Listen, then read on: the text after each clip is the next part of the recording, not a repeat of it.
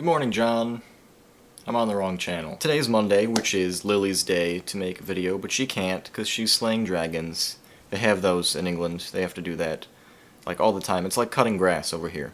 Slaying dragons. So I wasn't really sure what I wanted to talk about in this here video, and then I remember that CES is going on this week. CES stands for Consumer Electronics Show, and it's a thing that happens every January in Las Vegas. Basically, it's a giant conference for companies to get together with the press and just showcase all of their new insane products that may not even eventually end up happening. So we usually know pretty much what to expect from CES. You know, you have all the big names, you have Samsung, you have LG. Up until a few years ago we had Microsoft, but they left, so they don't do a thing there anymore. But you know, you got your Sonys, you got your big tech names putting out big tech products. It's also like the only show where you will see the announcement of a new smartphone right next to the announcement of a new washing machine. Just all of the things are here. But it's been different in the past 2 years, I think, because of Kickstarter culture and the rise of these sort of smaller startup physical product manufacturing companies. At CES 2013 we saw like the first showcasing of the Oculus Rift, which is pretty much a household name for everyone in our world. We also saw a lot of smartwatches, things like the Pebble, so that's kind of made CES more exciting again and give it sort of the boost in the arm that it needed. But even without that, there's just a lot of big, crazy tech to check out. And a lot of big, crazy, not so well thought out press events that are fun to watch collapse. So this year is no different in that there is a ton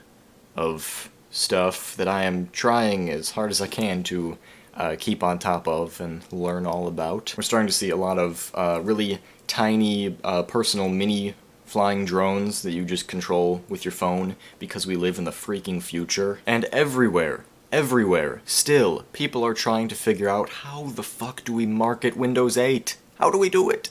The answer is you can't, because it's garbage. Do we make a laptop that you flip back into a tablet? Do we make one where you rip the screen off and then it's a tablet, but maybe also a keyboard and there's a battery in the keyboard so you get more? No.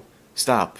You're hurting yourselves. And yes, there are a lot of things announced and released, well not released, but announced at CES that become vaporware. We never see them in the wild. They never become available for purchase for consumers. But that's what makes CES CES. That's what makes it so great. Because that doesn't really matter at CES, the conference is allowed to be this place where we just throw stuff out there. Here's a TV that can bend.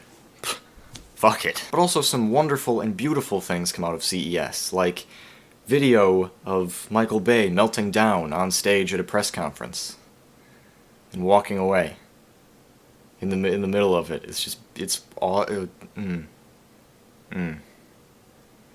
CES. Something that I'm fairly excited about and that I've been following pretty closely is we're starting to see Valve actually talk about and show some physical Steam boxes. So they created SteamOS, which was this free and open operating system with which people could create what are essentially gaming PCs. Mark them as Steam boxes, create this revolution of game-ready, basically PC consoles for the living room. There's actually some really interesting depth to that, but I think I'm going to talk about that on Vloginigan, maybe tomorrow. So I love CES because it's this big thing that just kicks off the year and sort of gives us kind of a look at what these companies are looking at trying to do for the rest of the year to set up your 2014.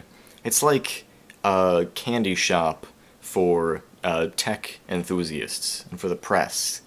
It's like just all this stuff that might never happen, but it's here now. And it's exciting to see like what we can just throw out there. What other conference is going to let you see Android and Windows running on the same device, Asus making another pad phone, WebOS on a TV, 4K TVs that bend for some reason, a Corvette filled with cameras that tracks all your stats, a one-person car built for the city that tilts to the side when you turn, like a motorcycle, and internet-connected washing machines.